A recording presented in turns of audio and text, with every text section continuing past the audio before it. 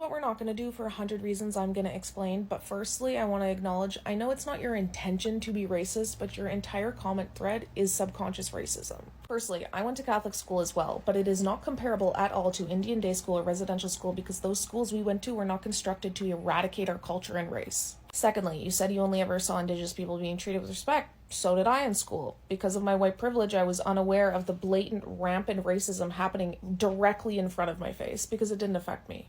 Third, denying racism and denying your responsibility and deconstructing it is racist. The last part here is so fucked up. Please never say this again. You are not being punished as a white person for racism. The people experiencing it are. You are receiving benefits and privilege because of that, whether you're aware of it or not. And even though you didn't give yourself privilege, it is your responsibility and you are accountable for getting rid of it.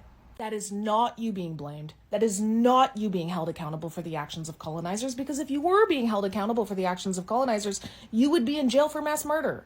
It is your responsibility to treat other people fairly in this society. And if you are not working on getting rid of the benefits you receive, then you are ensuring that they will not have equality. You don't need to suddenly become fully knowledgeable.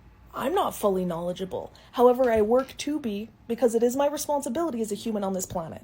And I can't emphasize enough how fucked up this last comment is. When will we stop punishing the child for the sins of the father? The real question is, when will we stop benefiting the children for the sins of the father? If your father robs someone of their retirement fund, gives you the money, and you know about it, it is your responsibility to take the energy to find out who it belongs to and give it back to them, because you are not entitled to that. That is not fair. You don't deserve those benefits because someone stole from someone else. That is not you being blamed, punished, or held accountable. That is you doing your duty in society, legally and morally. And this goes for every marginalized group and the people who benefit from it. It's no different than men who say, "It's not my job to end sexism." Yes, it is. You're the only person who can do it. You receive additional benefits because of it. If you're not giving up those additional benefits, someone is lacking the bare minimum. And giving up those benefits means you have to educate yourself on racism, and you need to educate other people who benefit from racism, and you need to intervene anytime you see racism, because you're the only person who can stop it.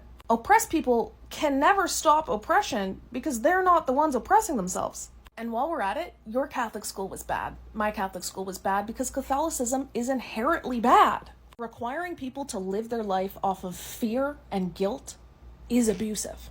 Telling someone they'll burn and suffer in hell if they have premarital sex? Abuse. The Catholic Church, the entire system, protected pedophiles.